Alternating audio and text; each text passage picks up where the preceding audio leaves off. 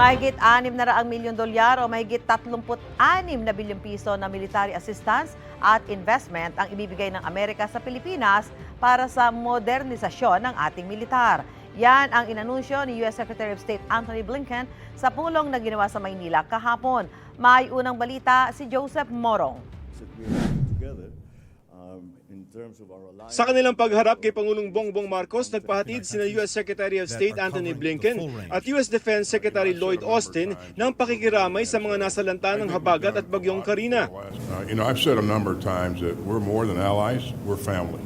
And it always feels that way when I'm working with our colleagues. And I'm always very happy that these communication lines are very open so that all the things that we are doing together in terms of our alliance, in terms of the specific context of our situation here in the West Philippine Sea and in the Indo-Pacific are continuously examined and re-examined. So we are agile in terms of our responses. Nasa bansa ang dalawang kalihim ng Amerika para sa 2+2 ministerial meeting ng Foreign Affairs at Defense Department ng Pilipinas at Amerika.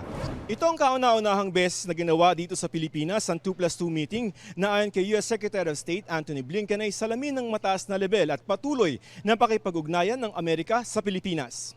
Sa pulong naman ng dalawa kina Defense Secretary Gilbert Chodoro at Foreign Affairs Secretary Enrique Manalo, inanunsyo ni Blinken na magbibigay ng $500 million na military assistance at $128 million na investment sa mga EDCA site na gagamitin sa pagsasamoderno ng ating militar.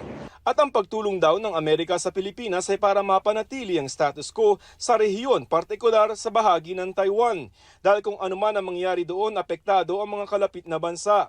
I think there's a recognition around the world that were there to be some kind of crisis on Taiwan, it would affect everyone. It would have global impact.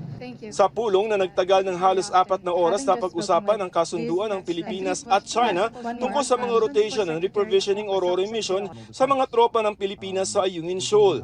Natutuwa raw ang Amerika na walang panghaharas na nangyari sa resupply mission noong July 27.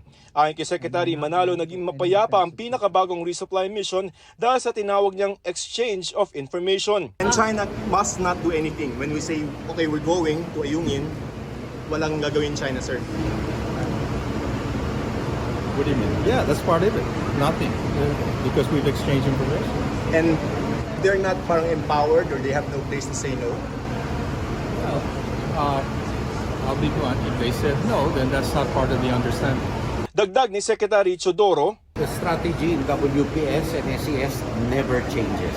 To have as much to protect our rights. Our sovereign rights, our sovereignty. That is the strategy. It doesn't change.